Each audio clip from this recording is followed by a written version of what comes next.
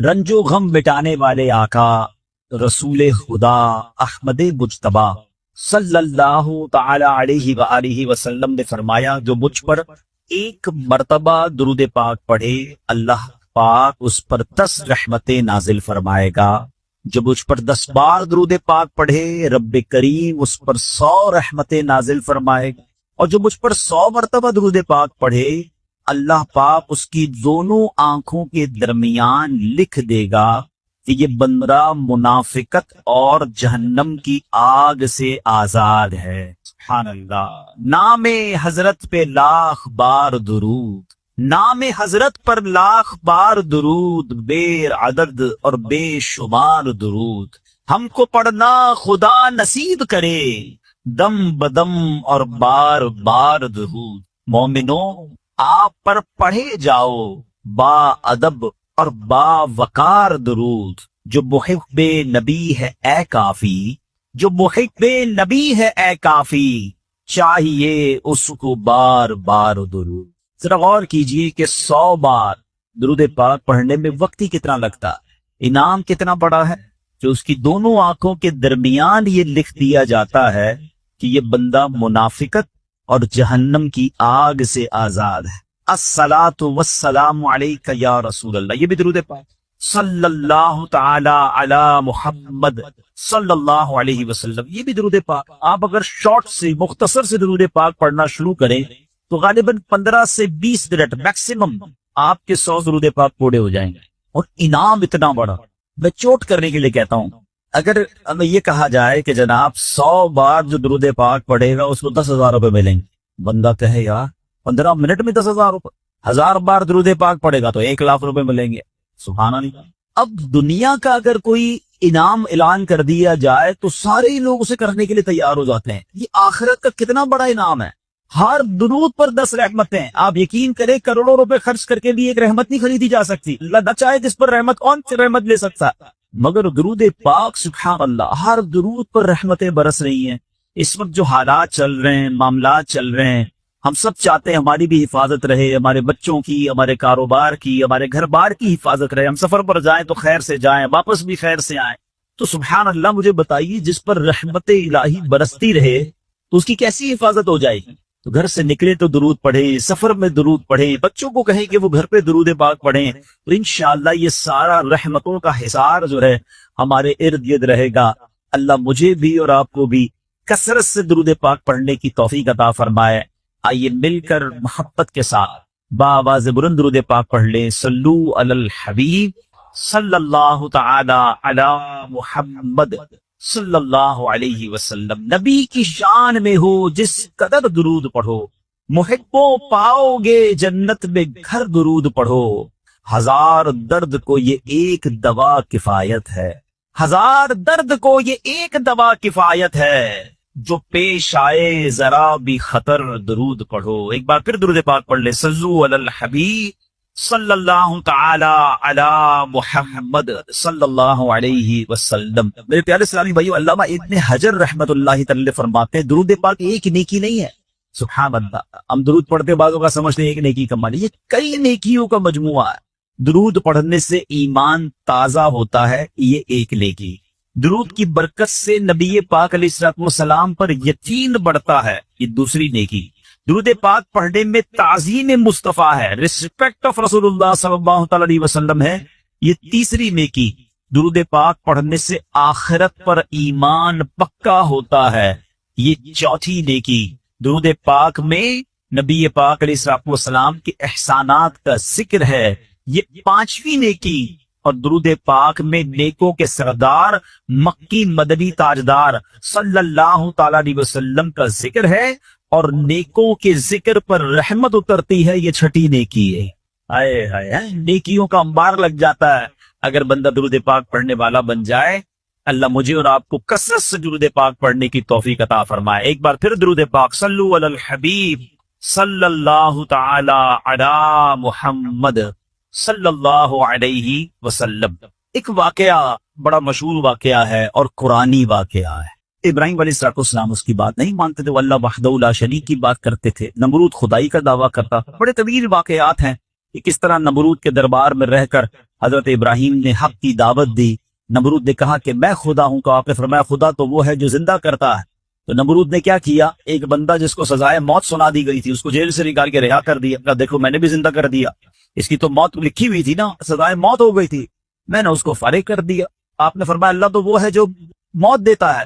تو اس نے ایک عام بندے کو پکڑا اور اس کو قتل کا حکم دے دیا, اس کو مار دیا. کہا کہ موت تو میں بھی دیتا ہوں. حضرت ابراہیم علیہ السلام نے کہا کہ میرا رب وہ ہے جو مشرق سے سورج کو نکال کر مغرب میں طلوع کرتا ہے, اگر تو خدا ہے تو مغرب سے نکال کر دے. اب اس کے پاس کوئی جواب نہیں تھے, یہ کیسے کر سکتا ہے کوئی. تو بہرحال کمال کا جذبہ تھا, کمال کا یقین تھا اللہ وحدہ لا شریک پر, ایسا یقین سبحان اللہ. اب جب نمرود نے دیکھا کہ کوئی بات یہ ماننے کے لیے تیار نہیں ہے تو ان بدبختوں نے یہ فیصلہ کیا کہ حضرت ابراہیم علیہ السلام کو آگ میں ڈال دیا. اچھا وہ کوئی نارمل آگ نہیں تھی, ایسی آگ نہیں تھی کہ لکڑیاں لگائیں اور جناب بندے کو ڈالنا ہے. ایک ایسی آگ تھی کہ جو اس وقت تک اتنی بڑی آگ لگائی نہیں گئی تھی, اور ایسی آگ تھی کہ پرندہ بھی اوپر سے گزرتا تھا تو وہ گزر نہیں پاتا, جل کے اس کے اندر کوئلہ بن جاتا تھا. اور حضرت ابراہیم علیہ السلام کو اس آگ میں پھینکا جانے لگا. دیکھیں آج بھی اگر کوئی جیل میں قید ہو نا, سزا سنا بھی دی گئی ہو, تو اس کو یقین ہوتا ہے کہ کوئی نہ کوئی راستہ نکل آئے گا, ضمانت ہو جائے گی. یہاں تک کہ سزائے موت کے قیدیوں کو بھی یقین ہوتا ہے کہ چلے کوئی نہ کوئی چانس ہوگا, کوئی سزا معاف ہو جائے گی, کوئی عمر قید میں تبدیلی ہو جائے گی. سنا ہے پاکستان کی جیلوں میں کئی سال سے لوگ ہیں سزائے موت کے قیدی ہیں مگر وہ سزائے موت نہیں ہو رہی. تو کوئی نہ کوئی یقین یا امید رہتی ہے. حضرت ابراہیم علیہ السلام کو آگ میں پھینک دیا گیا, اپنی طرف سے اچھال دیا گیا. جبریل امین آئے اور آ کر کہا کہ اے ابراہیم کوئی حاجت ہے تو بتا. حضرت ابراہیم علیہ السلام کہتے ہیں مجھے تم سے کوئی حاجت نہیں ہے. کہا پھر جس سے حاجت ہے اس کو بتا دینا, اللہ رب العالمین کی بارگاہ میں تو عرض کریں. تو آپ نے کہا حسبی من سؤالی علمہ بحالی, اے جبرائیل میں کس حال میں ہوں میرا رب کریم جانتا ہے, اس کا جاننا میرے مانگنے سے بہتر ہے. آپ یقین کے لیول تو دیکھیں نا, اللہ دیکھ رہا ہے نا, میرے مانگنے سے بہتر یہ کہ وہ جانتا ہے, اس نے دیکھا ہے, اسے معلوم ہے مجھے آگ میں ڈالا جا رہا ہے, اگر وہ راضی تو میں بھی راضی. پنجابی شاعر کہتے ہیں نا, جے سونا میرے دکھ وچ راضی میں سکھ دو چلے پاوا ہوں. اگر میرا مالک میرے دکھ میں راضی ہے تو میں نے سکھ کو کیا کرنا ہے. ایک ایسا یقین تھا. مگر اس یقین کا نتیجہ کیا نکلا کہ قرآن میں رب فرماتا ہے یا نار کونی برداً وسلاما علی ابراہیم. پھر آگ کو رب نے کیا حکم دیا, ذرا سمجھیے گا بات کو. اللہ کی قدرت کا کیسا نظارہ ہے اس واقعے میں. مجھے بتائیے آگ کا کام کیا ہے. آگ کا کام تو جلانا ہی ہے نا. عقل بھی کہتی ہے, سائنس بھی کہتی ہے, تجربہ بھی کہتا ہے, جب بھی آگ ہے کوئی چیز ڈالو جلدی جاتی ہے. مگر اسی آگ کو رب نے کیا حکم دیا, اے آگ ابراہیم پر ٹھنڈی اور سلامتی والی ہو جا. اللہ اکبر. حضرت ابراہیم کا ایمان ایسا تھا, یقین ایسا تھا کہ اتنی بڑی آگ جو ہے حضرت ابراہیم کے لیے گلزار بن جاتی ہے, باغ بن جاتی ہے. اچھا پھر ہوا کیا کہ نمرود جو ہے کچھ دنوں کے بعد, ایسا نہیں فوراً, کچھ دنوں تک آگ جلتی رہی. حضرت ابراہیم اس پہ ڈالے جا چکے تھے. نمرود نے سوچا دیکھوں تو صحیح کہ ابراہیم کا حال کیا ہوا ہے. وہ اپنے محل کی چھت پر چڑھ گیا, اور چھت پر چڑھنے کے بعد اس نے آگ کی طرف دیکھا. وہ حیران ہو گیا کہ حضرت ابراہیم اس اتنی بڑی آگ میں ایسے بیٹھے ہوئے ہیں جیسے بندہ باغ میں بیٹھا ہوتا ہے. بالکل اس آگ نے کوئی بال بھی دیکھا نہیں کیا. حضرت ابراہیم چند منٹوں یا چند گھنٹوں میں نہیں رہے. تفاسیر میں لکھا کہ حضرت ابراہیم علیہ السلام اس آگ میں ایک روایت کے مطابق 7 دن اور ایک روایت کے مطابق 40 دن اس آگ میں رہے. مگر جب آپ باہر آتے ہیں تو آگ کی نے کوئی اثر آپ پر نہیں ڈالا. اللہ اکبر. اچھا پھر اس نے کیا کیا, نمرود نے یہ کیا کہ ہو سکتا ہے یہ آگ کی جو نا یہ کیٹیگری ٹھیک نہیں ہے, یہ آگ جلانے والی آگ نہیں ہے. تو نمرود نے پریکٹیکل کرنے کے لیے ایک اور بندے کو اس آگ میں ڈال دیا. حضرت ابراہیم اس آگ میں موجود ہیں اور بڑے نارمل طریقے سے بیٹھے ہوئے ہیں, آگ جل رہی ہے. تو نمرود نے ایک اور شخص کو آگ میں ڈالا. جیسے ہی وہ بندے کو آگ میں ڈالا, اس آگ نے اس بندے کو جلا کر راکھ کر دی. یعنی اس آگ کا کام جلانا تھا, مگر میرا رب جس کے لیے چاہے وہ آگ گلزار بن سکتی ہے. اللہ اکبر. آپ علیہ الصلوۃ والسلام کا جب یہ معجزہ لوگوں نے دیکھا تو کئی لوگ کلمہ پڑھ کر مسلمان ہو گئے. مگر نمرود کے نصیب میں ایمان نہیں تھا. لیکن اس واقعے سے سیکھنے کو کیا ملا؟ یقین, بلیف, اللہ پر بھروسہ.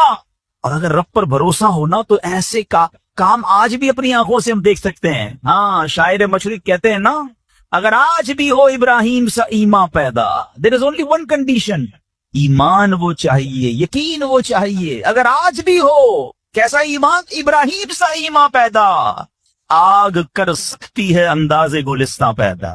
آج بھی غموں کی آگ باغ بنے گی، آج بھی آپ کی مشکلوں کی آگ باغ بنے گی، مگر پرابلم یہ ہے کہ یہ بھروسہ کہاں ہے، وہ یقین کہاں ہے اللہ پر؟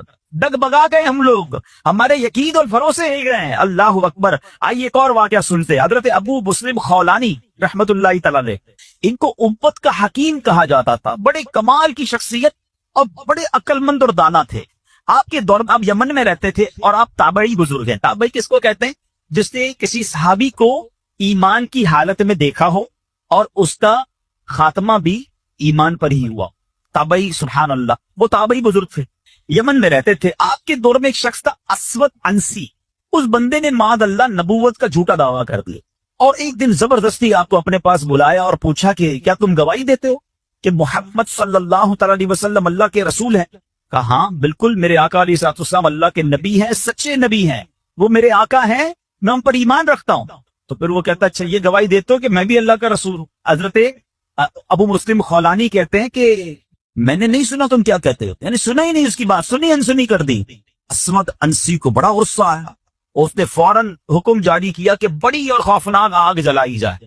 آگ جلائی گئی، ابو مسلم رحمت اللہ تعالی کو اس دہکتی آگ میں ڈال دیا جائے، حکم دے دیا۔ آپ کا ایمان ٹس سے مس نہیں ہوا، آپ کھڑے رہے اور آپ کو اٹھا کر آگ میں ڈال دیا۔ سبحان اللہ، جس رب نے حضرت ابراہیم کے لیے آگ کو ٹھنڈا کیا تھا نا، گلزار کیا تھا، ابو مسلم خولانی رحمت اللہ تعالی کے لیے وہ آگ سلامتی والی ہو گئی، بالکل صحیح سلامت آگ سے باہر آ گئے۔ اسود انسی نے جب یہ دیکھا کہ یہ اتنی بڑی کرامت، اب یہ لوگوں کو پتہ چل جائے گا تو میری تو نبوت کا جو دعویٰ ہے وہ بیڑا غرق ہی ہو جائے گا، تو ان کو آزاد بھی کر دیا اور کہا کہ فوراً یہاں سے آپ چلے جائیں۔ تو آپ کو یمن سے نکال دیا، آپ یمن سے نکلے اور مدینہ منورہ حاضر ہو گئے۔ غلامی میں نہ کام آتی ہے شمشیریں نہ تدبیریں، غلامی میں نہ کام آتی ہیں نہ شمشیریں نہ تدبیریں، جو ہو ذوق یتیم پیدا تو کٹ جاتی ہیں زنجیریں، کوئی اندازہ کر سکتا ہے اس کے زور بازو کا، نگاہ مرد مومن سے بدل جاتی ہے تقدیر۔ بات یقین کی ہے، بات ایسے کس کو کہتے ہیں، ایمان کی ہے۔ آج تو پرابلم یہ ہے، آج ہمیں کوئی سوال کر دیں ہم ٹینشن میں آ جاتے ہیں کہ واقعی اس بات کی دلیل کیا، اپنے ایمان کے بارے میں لوگ تذبذب پہ شکار ہو جاتے ہیں۔ اللہ ایک ہے، اللہ واقعی موجود ہے، اللہ کہاں ہے، معاذ اللہ ایسے ایسے سوال لوگ کر دیتے ہیں، اور چونکہ مطالعہ ہوتا نہیں ہے، علماء کی صحبت ہے نہیں۔ آپ سمجھیے بات کو، اس وقت جو ماحول ہے اپنے بچوں کے ایمان کی حفاظت کی فکر کرنے کا دور ہے۔ ہمیں پتا ہونا چاہیے ہمارا ایمان کیا ہے، اللہ کے بارے میں، رسول کے بارے میں، فرشتوں کے بارے میں، قیامت کے بارے میں، جنت دوزخ، ہم کیا ایمان رکھتے ہیں اور اس کی ڈیٹیل کیا ہے۔ مسلمانوں کو اسلام کے بارے میں پتہ ہی کچھ نہیں ہے، اور اچھا جنہوں نے ایمان پر حملہ کرنا ہے ان کو سب پتا ہے، ان کو پتا ہے ان کو کیسے بہکانا ہے، ان کو پتا ہے ان کے دل میں شک کی پن کیسے چبونی ہے۔ تو خدارا یہ بات سمجھیے، اس وقت باقاعدہ ایسے لوگ، ایسے ادارے کام کر رہے ہیں کہ کسی طرح مسلمانوں کا ایمان چھین دیا جائے، ان کو اپنے رب سے ہی جناب یقین ختم کر دیا جائے، اسلام سے ہی ان کو ہلا دیا جائے، مگر فکر ہی کسی کو نہیں ہے۔ امام عشق و محبت اعلی حضرت نے 100 سال پہلے یہ بات کہی تھی، بتاؤ وہ 100 سال پہلے کے معاملات تھے، اب اور کتنے خطرناک ہو گئے۔ آپ نے لکھا تھا سونا جنگل رات اندھیری، چھائی بدلی کالی ہے، سونے والوں جاگتے رہیو چوروں کی رکھوالی ہے۔ انہوں نے سمجھایا تھا کہ چور رکھوالے بن گئے ہیں، آپ کو اسلام کے لبادے میں اسلام کی بات کرنے آئیں گے اور ایمان لوٹ کے چلے جائیں گے، پتہ بھی نہیں چلے گا۔ کہتے ہیں آنکھ سے کاجل صاف چرا لیں یا وہ چور بلا کے ہیں، کیا محاورہ استعمال کیا ہے، آنکھ میں جب کاجل لگا ہو تو کون نکال سکتا ہے، آنکھ سے کاجل صاف چرا لیں یا وہ چور بلا کے ہیں، تیری گٹھڑی تاکی ہے اور تو نے نیند نکالی ہے۔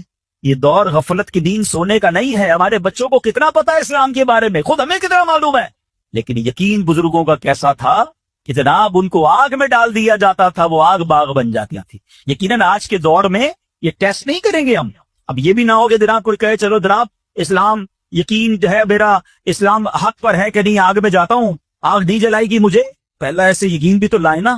یہ امتحان اور ٹیسٹ کرنا ہمارا کام نہیں، یہ اللہ والوں کا انداز ہوتا تھا۔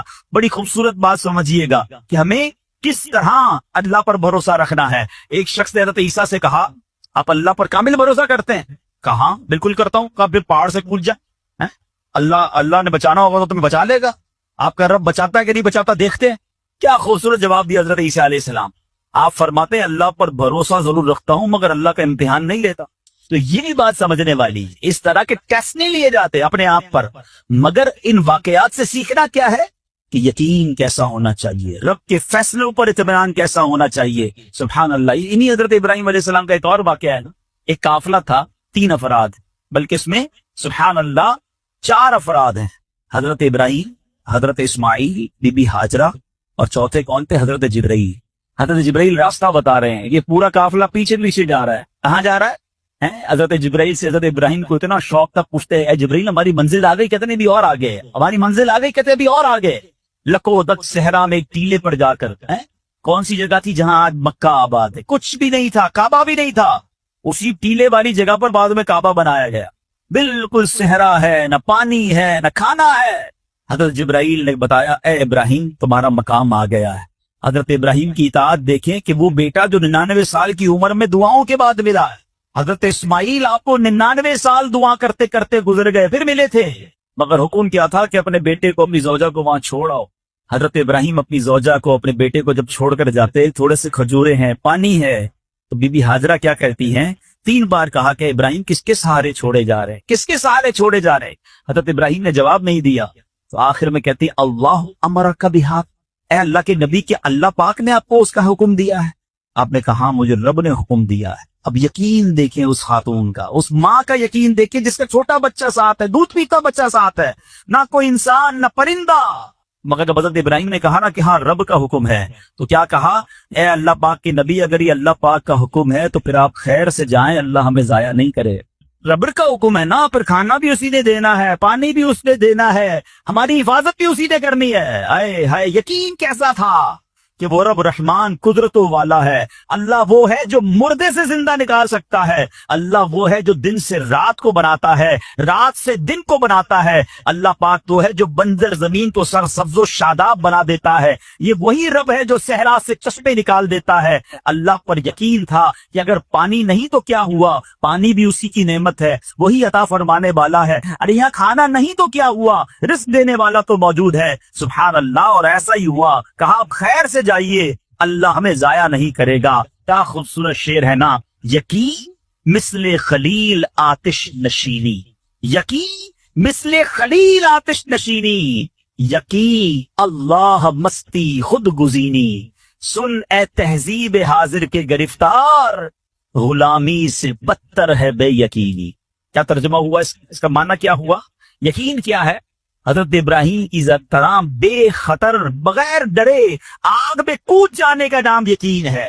یقین کیا ہے؟ محبت الہی میں غرق ہو جانا اور اپنے آپ کی اصلاح میں لگ جانا یقین ہے. ایک بڑا پیارا واقعہ ہے. ایک گاؤں میں بارش نہیں ہو رہی اور لوگ پیاسے مر رہے تھے. کئی سال ہو گئے بارش نہیں ہو رہی.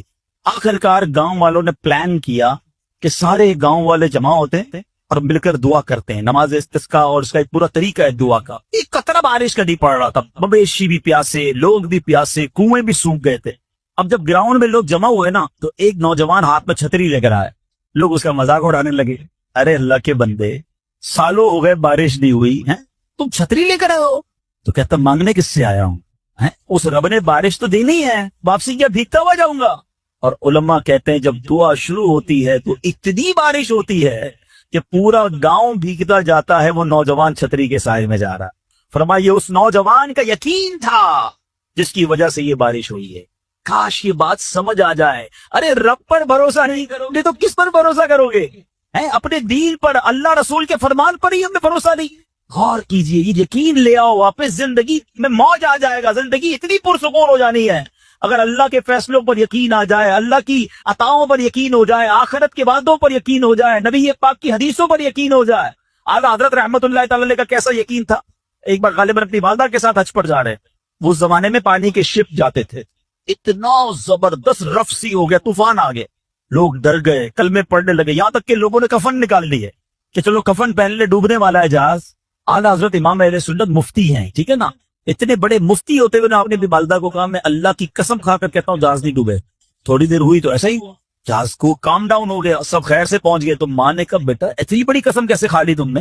کہ میں نے نبی پاک علیہ الصلوۃ والسلام کا فرمان سنا ہے, جو کشتی میں بیٹھ کر یہ دعا پڑھ لے, بسم اللہ مجریہا و مرساہا ان ربی لغفور الرحیم, وہ کشتی نہیں ڈوبے گی. میں اللہ کی قسم کھا کے کہتا ہوں کہ میرے نبی نے فرمایا نا, وہ یقین تھا. ہم کتنی بار دعا پڑھتے ہیں مگر دعا پڑھ کے بھی کہتے ہیں پتہ نہیں قبول ہوگی نہیں ہوگی, پڑھ لیتے ہیں. یہ والی چیز نکال دیں. وظیفے ہمارے کیوں نہیں لگتے؟ لوگ کہتے ہیں وظیفہ پڑھ رہا ہوں مسئلہ نہیں ہو رہا, تعویذ لیا پھر بھی مسئلہ. تعویذ کہتے وقت بھی خیال ہی ہوتا ہے چلو یار پہن لیتے ہیں, پتہ نہیں ہونا ہے نہیں تو کچھ نہیں ہونا. وظیفہ پڑھ رہے ہیں اور کہہ رہے پتہ نہیں ہو, پہلے یقین لائیں. اچھا ڈاکٹر بھی یہی کہتے ہیں, یہ صرف اب یہ وظائف اور ان چیزوں میں نہیں, آپ اگر ڈاکٹر پر بھی یقین نہ رکھے نا کہ یار اس کی دوائی پتہ نہیں کام کرتی ہے نہیں کرتی, کیونکہ بہت ساری چیزوں کے پیچھے یقین, ول پاور. بڑا خوبصورت جملہ میں نے کتاب میں پڑھا تھا کہ جو لوگ کہتے ہیں یہ ہو جائے گا ان سے ہو جاتا, جو لوگ کہتے ہیں یہ نہیں ہوگا ان سے نہیں. کاش یہ بات سمجھ آ جائے, ہو جائے آپ کر لو گے. بڑے بڑے کام لوگ کر جاتے ہیں, میں کر لوں گا انشاءاللہ, پتہ نہیں ہوگا نہیں ہوگا, ٹرائی کر لیتا ہوں, پہلے ہی سمجھ میں نہیں ہوگا. اندر حوصلہ تو لائیں نا, یقین تو لائیں. اگر رب پر ہی بھروسہ نہیں ہوگا تو ہم کدھر جائیں گے؟ اب ذرا سنیے گا, امیر اہل سنت نے ایک بڑا پیارا واقعہ اپنے رسالے میں دیکھا کہ ایک ڈاکوؤں کا گروہ جو تھا ڈکیتی کے لیے ایک جگہ پہنچا. تو وہاں کھجور کے 3 درخت تھے. ایک درخت خشک تھا یعنی اسے پھل نہیں لگے ہوئے تھے, دوسرا درخت پھلدار تھا. تو ڈاکوؤں کا سردار نے دیکھا کہ ایک چڑیا جو ہے وہ پھلدار درخت سے ہوتی ہے, خشک درخت پر جاتی ہے, واپس پھلدار درخت پہ آتی ہے, پھر خشک درخت پر جاتی ہے. اس تک چکر لگائی جا رہی ہے تو ماجرا ہے. اس نے غور سے دیکھا تو کیا دیکھا کہ وہ چڑیا جو ہے وہ پھلدار درخت سے جو ہے وہ کھجور لیتی ہے, اور جب خشک درخت پر جاتی ہے تو وہاں ایک اندھا سانپ منہ کھولے بیٹھا ہے. وہ چڑیا جا کر اس کے منہ میں کھجور ڈال کے آتی ہے, پھر دوبارہ جاتی ہے کھجور لا کر پھر اس سانپ کے منہ میں ڈالتی ہے. وہ جب ڈاکوؤں نے دیکھا تو وہ تو حیران ہو گیا, رونے لگ گیا کہ اے اللہ پاک, یہ وہ جانور ہے سانپ جس کو مارنے کا حکم تیرے پیارے حبیب علیہ الصلوۃ والسلام نے دیا, کیونکہ یہ مسلمانوں کو تکلیف پہنچاتا ہے. مگر تو نے جب اس کی آنکھیں لی تو اس کی رزق کا انتظام کر دیا اور ایک چڑیا کی ڈیوٹی لگا دی کہ وہ جا کر اس کو کھانا پہنچائے. تو میں تو اشرف المخلوقات ہوں, میں تیرے بندوں کو لوٹ رہا ہوں, اے اللہ تو میری توبہ قبول فرما, میں آئندہ ایسا نہیں کروں گا. یہ رونے لگا. اب یہ سوچ رہا ہے سبحان اللہ, تو اللہ اکبر, غیب سے آواز آئی کہ اے فلاں میری توبہ کا دروازہ کھلا ہوا ہے. ڈاکو کہتا ہے یا اللہ میں نے توبہ کی. پھر غیب سے آواز آئی ہم نے تیری توبہ قبول کر لی. اچھا جب اس نے توبہ کی تو اس کے سارے ساتھی سن رہے تھے, سردار آپ نے توبہ کی, ہم نے بھی توبہ کی. کہا سوچو تو صحیح, ہم ڈکیتی کر رہے ہیں, ہم چوری کر رہے ہیں, رب جب اس اندھے سانپ کو روزی دے گا تو ہمیں کیوں نہیں دے گا؟ ہم اللہ کی قدرت پر یقین کیوں نہ رکھیں؟ تو ہم نے توبہ کر دی. اب جب توبہ کر لی تو انہوں نے کہا کہ اب ایسا کرتے ہیں کہ حج کو چلتے ہیں. سارا قافلہ بنا کر ڈاکوؤں کا قافلہ توبہ کر کے چلا حج کرنے. جب مکہ پاک کے قریب پہنچے نا تو وہاں ایک نابینا بڑھیا تھی, وہ ہر قافلے والے سے اس ڈاکوؤں کے سردار کا نام لے کے پوچھتی تھی. وہ بندہ آیا تو ڈاکوؤں کو جب قافلہ ہے تو کہا ہاں میں ہی تو وہ ہوں.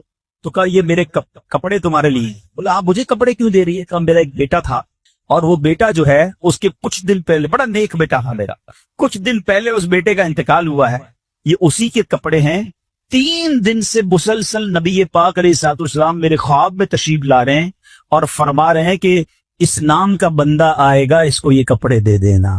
تو سعدی رسول کو جب یہ فارمولا مل گیا وہ گھر چلے اور جا کر انہوں نے کام شروع کر دیا کہ جب بھی گھر میں داخل ہوتے گھر والوں کو سلام کرتے, گھر میں کوئی نہیں ہوتا تو درود پاک پڑھتے اور پھر سورہ اخلاص پڑھ. کچھ دنوں کے بعد ان کی بارے میں یہ اطلاع آئی کہ اللہ نے اتنا مال دیا, اتنا کرم کیا کہ اپنا گھر تو چلنے لگا, پڑوسیوں اور رشتہ داروں کی مدد کرنا شروع. تو یہ کمال کا فارمولا ہے. ہم روز گھر جاتے ہیں لیکن موبائل چل رہا ہوتا ہے, کسی کام میں بزی ہوتے ہیں, بیل بجائی کون؟ میں. یہ سنت نہیں ہے. بیل بجائے اگر کوئی اور گھر میں سے کوئی پوچھے کہ کون, تو سنت یہ اپنا نام بتائیں, جو بھی آپ کا نام بتائیں, اور اس کے بعد جیسے یہ داخل ہو السلام علیکم ورحمۃ اللہ پر درود پاک پڑھیں اور سورہ اخلاص پڑھیں. آپ اپنی آنکھوں سے انشاءاللہ اپنی روزی نے برکت دیکھیں گے. آئیے بالکل محبت کے ساتھ ایک بار درود پاک پڑھ لے. صلو علی الحبیب صلی اللہ تعالی علی محمد صلی اللہ علیہ وسلم. یہاں میں چونکہ مجھے لائیو دنیا بھر میں سنا جا رہا ہے تو میں چاہوں گا کہ جو ویورز ہیں وہ بھی اور جو یہاں موجود اسلامی بھائی ہیں, آج میرا مختصر جو بیان ہے بہت غور سے سنیے گا, کیونکہ آج میں نے آپ کو قرآن و حدیث کی روشنی میں انشاءاللہ کاروبار میں, رزق میں برکت کے طریقے اور کن چیزوں سے رزق کم ہو جاتا ہے, پرابلمز آتی ہیں, وہ میں نے کچھ تھوڑی دیر میں آپ کو بیان کرنا ہے. ایک مرتبہ ایک صحابی رسول نبی پاک علیہ الصلوۃ والسلام کی خدمت میں حاضر، عرض کیا یا رسول اللہ صلی اللہ علیہ وسلم، مجھ سے دنیا نے پیٹ پھیر لی، یعنی میں جس کام میں بھی ہاتھ ڈالتا ہوں وہ کام ڈیمیج ہو جاتا ہے، میرے پاس پیسے نہیں آتے، کوئی مال ہی نہیں آتا، پریشان۔ اور لوگ ملتے ایسے کہ پتہ نہیں کیا ہو گیا، جس کام میں ہاتھ ڈالو پرابلم ہے، کام بنتے بنتے رک جاتا ہے۔ تو صحابی رسول نے نبی پاک سے کہا کہ حضور مجھے ایسا لگتا ہے دنیا نے مجھ سے پیٹ پھیر لی، کوئی طریقہ بتائیں۔ اب نبی پاک علیہ الصلوۃ والسلام نے کیا وظیفہ بتایا، آپ فرماتے کیا تمہیں فرشتوں کی تسبیح یاد نہیں ہے جس کی برکت سے روزی دی جاتی؟ پھر خود نبی پاک نے ارشاد فرمایا کہ طلوع فجر کے ساتھ 100 بار کہا کرو سبحان اللہ و بحمدہ سبحان اللہ العظیم استغفر اللہ۔ وہ صحابی یہ سن کر چلے اور یہ وظیفہ شروع کر دیا۔ کچھ دنوں کے بعد آئے اور آ کر کہتے ہیں پہلے کیا کہا تھا حضور دنیا پیٹ پھیر چکی ہے، اب کہتے ہیں حضور اتنی کثرت سے دنیا آئی ہے کہ میں حیران کدھر اٹھاؤں اور کدھر رکھ رہا ہوں، یعنی اتنا مال میرے پاس آنے لگ گیا۔ تو نبی پاک علیہ السلام والسلام نے بتایا فرشتوں کی تسبیح ہے۔ میں دوبارہ دہراتا ہوں، آج یاد کر لیجیے، روزانہ فجر کے بعد 100 بار یہ پڑھنا ہے سبحان اللہ و بحمدہ، مل کر پڑھ سبحان اللہ العظیم استغفر اللہ، سبحان اللہ و بحمدہ سبحان اللہ العظیم استغفر اللہ۔ اچھا یہ رزق جو ہے یہ اللہ کی بہت بڑی نعمت ہے۔ بعض اوقات کچھ لوگ کہتے ہیں یا پتہ نہیں لوگوں کا کانسیپٹ بن گیا ہے کہ یار مولانا حضرات یا دین کی جب بات کرے تو یہ پیسے کمانے کو برا کہتے ہیں یا مال جو اس کو برا کہتے ہیں۔ مال یقیناً برا جب ہے تو اس کی حق ادا۔ اللہ کریم نے قرآن مجید میں ہمیں یوں سمجھیے زندگی کو آسان بنانے کا ایک فارمولا عطا فرمایا، اور کیا فرمایا وَقُولُوا لِلنَّاسِ حُسْنًا، اور لوگوں سے اچھی بات۔ آپ یقین کریں جس نے اس فارمولے پر عمل کر لیا نا اس کی زندگی آسان، اس کی فیملی خوش، اس کے دوست راضی، وہ ہر جگہ ترقی کرنے لگتا ہے۔ اب آپ خود دیکھیں دکاندار سودا بڑا اچھا ملتا ہے مگر جب جاؤ اس کی زبان پر سختی ہے، گالیاں ہیں، چھاڑتا ہے، سودا ایسے دیتا ہے جیسے بھیک دے رہا ہے۔ ادھر گاہک جائیں گے یا ایک ایسا دکاندار ہے جو ہر آنے والے گاہک سے محبت سے بات کر رہا ہے، پیار سے بات کر رہا ہے، طبیعت بھی پوچھ رہا ہے، ورنہ کہتا ہے بڑا باخی۔ اخلاق کی برکت سے کاروبار بھی بڑھتا ہے، اخلاق کی برکت سے عزت بھی بڑھتی ہے، ترقی ملتی ہے اس کو۔ ایک ہی ادارے میں 2 بندے جاب کر رہے ہیں، ایک سب سے دوستی، پیار، محبت، ٹیک کیئر کرنے والا اور ایک سب سے لڑنے والا، بتاؤ ترقی کس کو ملے گی؟ با اخلاق کو ترقی ملے گی۔ یعنی یہ وقولوا قولا، یہ جو فرمایا نا قرآن کا جو حکم ہے کہ وقولوا للناس حسنا، لوگوں سے اچھی بات تو یہ آپ کے کاروبار میں ترقی کروا دے گا، یہ آپ کی نوکری میں ترقی کروائے گا، یہ آپ کی عزت میں ترقی کروائے گا، یہ آپ کے فیملی میں محبتوں کو بڑھائے گا۔ یہ ایک چھوٹا سا حکم جو ہے نا وہ میری پوری لائف کو آسان کر سکتا۔ لیکن لوگوں کو یہ بات سمجھ نہیں آتی، کچھ لوگوں کے منہ سے پھول جھڑتے ہیں اور کچھ لوگوں کی زبان سے انگارے جھڑتے ہیں۔ انہیں احساس نہیں ہو رہا کہ میں کتنوں کا دل توڑ رہا ہوں، کتنوں کو تکلیف پہنچا رہا ہوں۔ کاش یہ بات ہمیں سمجھ آ جائے۔ میرے پیارے اسلامی بھائیوں، اب ایک اور واقعہ سنیں۔ نبی یہ بات کے سمجھانے کا انداز، ایک ہمارے سمجھانے کا انداز، پتہ نہیں نماز کیسے پڑھتے ہیں، پتہ نہیں تلاوت کیسے کرتے ہیں، پتہ نہیں مسجد کا ادب کیا ہے، ایسے ڈانٹ کے سمجھائیں گے کہ اندر پہلے ڈر جائے۔ اب پیارے آقا علیہ الصلوۃ والسلام کا دور ہے اور وہ حضرت معاویہ بن حکم سلمی رضی اللہ عنہ صحابی رسول ہیں، اپنا ہی واقعہ بیان کرتے ہیں۔ کہتے ہیں میں شروع میں جب اسلام میں نماز فرض ہوئی تو نماز کے دوران باتیں کرنے کی اجازت تھی۔ یہ حکم بعد میں آیا کہ اب نماز میں بات چیت نہیں کر سکتے۔ وہ کہتے مجھے پتہ ہی نہیں تھا، نبی پاک علیہ الصلوۃ والسلام کا حکم آ چکا تھا اور مجھے پتہ ہی نہیں تھا کہ یہ حکم آ گیا ہے، میں اس دن وہ نہیں ہو گیا محفل میں۔ تو کہتے میں آیا اور نماز شروع ہو گئی، نبی پاک علیہ الصلوۃ والسلام نماز پڑھا رہے تھے، میں پیچھے نماز میں حاضر ہو گیا۔ تو کہتے شیٹ آئی ایک شخص، تو میں نے کہہ دیا یرحمک اللہ نماز کے دوران۔ تو صحابہ اکرام کچھ تھے جنہوں نے مجھے بڑی تیز نظروں سے دیکھا، تو مجھے پتہ ہی نہیں تھا کہ بات نہیں کر سکتے۔ میں نے کہا کیوں دیکھ رہے ہو مجھے تیز نظروں سے؟ نماز بھی وہ کہہ رہے ہیں آپ مجھے کیوں ایسے دیکھ رہے ہیں؟ تو اب لوگوں نے اپنی ران پر ہاتھ مارا کہ اب مجھے سمجھ آیا کہ مجھے خاموش کرنا چاہ رہے ہیں، یہ بول نہیں رہے مگر مجھے اشارے سے سمجھا رہے ہیں کہ بولنا نہیں ہے۔ کہتے ہیں میں نے نماز کمپلیٹ کر لی، جب نماز پوری ہوئی تو نبی پاک علیہ الصلوۃ والسلام نے مجھے اپنے پاس بلایا، اور نبی پاک سے بڑھ کر بہترین سمجھانے والا کون ہے، بہترین معلم کون ہے؟ کہتے ہیں نبی پاک علیہ الصلوۃ والسلام نے نہ مجھے ڈانٹا، نہ برا بھلا کہا، نہ جھڑکا، بلکہ فرمایا نماز میں باتیں نہیں کرتے، نماز میں تو اللہ پاک کی تسبیح کرتے ہیں، تکبیر کہتے ہیں، قرآن کی تلاوت کیا کرتے ہیں۔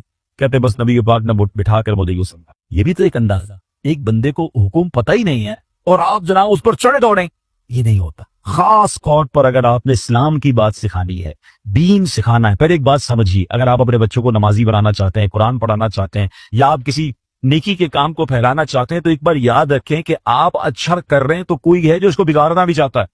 جب بھی بندہ اللہ رسول کی بات کرے گا نا تو اس کی مائنڈ میں ہونا چاہیے میرا ایک دشمن ہے جو اس بندے کو دین کی طرف نہیں آنے دینا چاہ رہا، کیونکہ شیطان تو کبھی بھی نہیں چاہے گا نا۔ یعنی آپ سارے ماشاءاللہ جو مسجد میں آئے ہیں نا، تو ایک طاقت تھی جو آپ کو روکتی رہی اور آپ اس کو یوں سب کے چیرتے ہوئے آ گئے مسجد میں، ماشاءاللہ ایمان مضبوط تھا، لیکن ایسا کئی لوگوں کے ساتھ ہوتا ہے جو گھر سے نکلتے ہیں مسجد کے لیے، شیطان پہنچنے نہیں دیتا، یار اگلی بار جائیں گے، آج گرمی بڑی، چلو یار آج رہنے دو، گھر سے نکلا تھا اللہ کے نماز کے لیے، مگر شیطان نے بدل دی۔ تو آلویز جو دین کا داعی ہے اسے یہ سوچنا ہوگا، جو کسی کی اصلاح کرنا چاہتا ہے اس کو یہ سوچنا ہوگا کہ میں اصلاح کرنا چاہتا ہوں، شیطان دور کرنا چاہتا ہے، ہم دونوں کی لڑائی چل رہی ہے، ذرا سی میں نے سختی کی تو یہ بندہ شیطان کی مان کے دور چلا جائے۔ نرمی، پیار، محبت اتنا دو کہ وہ شیطان کی نہ مانے، آپ کی بات مانے اور اللہ رسول کی طرف آئے۔ لیکن اگر سمجھانے والا ہی سخت ہو گیا، سمجھانے والا ہی ڈانٹنے والا ہو گیا، تو پھر تو بہت آسانی سے شیطان دور لے کے چلا جائے گا۔ تو یہ بہت ضروری ہے ان تمام لوگوں کے لیے جو ٹیچرز ہیں، جو والد ہیں، جو تنظیم کے بڑے ہیں، جو کسی کمیونٹی کے بڑے ہیں، کسی خاندان کے بڑے ہیں، اگر آپ کو اللہ نے مقام دیا اور آپ لوگوں کو کچھ گائیڈ کرنا چاہتے ہیں، you have to be soft, نرم، شفقت، آپ کی زبان سے پھول جھڑنے چاہیے، کیونکہ آپ کا مقابلہ شیطان سے ہے، وہ چاہتا یہی آپ بد اخلاقی کریں، میں لوگوں کو لے جاؤں، اور ایسا ہوتا ہے۔ کئی بدقسمتی سے دین کی بات کرنے والے بھی اتنے سخت ہوتے ہیں کہ لوگ پھر دین سے دور ہو جاتے ہیں۔ ایسا مت کیجیے، خدا کے واسطے ایسا مت، شیطان کھینچ رہا ہے اور یہ بندہ آپ کی بات سننے آ گیا ہے، اب تو پیار سے بات کیجیے، اب تو مسکرا کر بات کیجیے، اب تو نرمی کی بات کیجیے، تو انشاءاللہ اگر اس بات پر عمل کریں گے، اللہ نے چاہا زندگی میں بڑی ترقیاں اور بڑی کامیابیاں ملیں گی۔ اعلیٰ حضرت امام اہل سنت فرماتے ہیں، اعمال میں ہدایت نرمی سے چاہیے کہ سختی سے ضد نہ بڑھے۔ اللہ کرے یہ بات ہمیں سمجھ آ جائے۔ اچھا، بالکل اسی طرح کسی کو سمجھانا، اس میں بھی بڑی غلطی ہوتی ہے، سب کے سامنے لوگ سمجھاتے ہیں، یہ میرا بیٹا جو ہے نا، اچھا رشتہ دار آئے گھر پہ، مہمان آئے اور ان کے سامنے کہہ رہے ہیں یہ بیٹا میری بات مانتا نہیں ہے، بہت تنگ کرتا ہے، ذرا آپ بھی اسے سمجھا دیں۔ کیا وہ سمجھے گا آپ کی بات؟ سب کے سامنے آپ نے ذلیل کر دیا۔ بلکہ ہمارے ساتھ بھی ہوتا ہے کہ کسی بزرگ، کسی عالم دین کے پاس اپنے بیٹے کو لے کر لائن میں لگ کر آتے ہیں اور کہتے ہیں میرا بیٹا بڑا شرارتی ہے، مجھے بہت تنگ کرتا ہے، آپ ذرا اس کو سمجھا دیں۔ آپ سوچیں، آپ نے اس بیٹے کو اس دیندار آدمی کے سامنے ذلیل کر دیا، وہ کیسے اپنے باپ سے محبت کرے گا؟ ہونا کیا چاہیے تھا، والد آ کر کہتا میرا بڑا پیارا بیٹا ہے، اس کے لیے دعا کروا، یہ بھی تو ہو سکتا ہے، دعائی کروانی تھی، اس کی برائی کرنا ضروری سب کے سامنے۔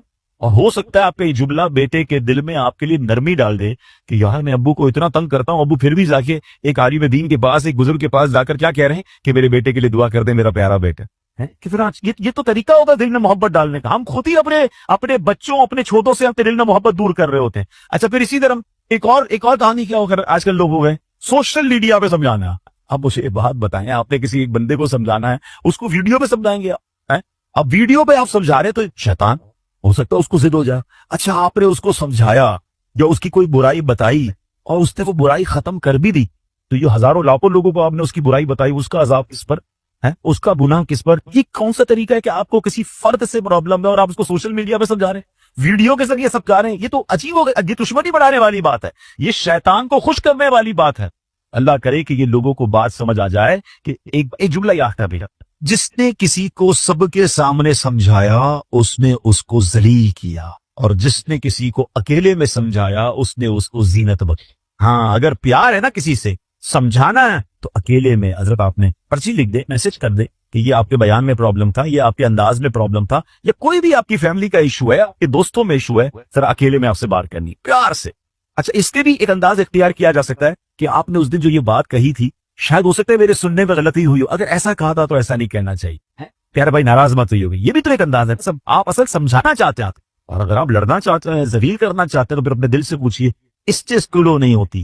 قرآن کا حکم یاد رکھیے گا کہ لوگوں سے اچھی بات کہو۔ اب آخری بات، بڑی کمال کی بات ہے، اگر آپ یہ سمجھ جائیں نا تو میں سمجھتا ہوں اس پورے بیان کا جو عطر ہے وہ اس گفتگو میں ہے۔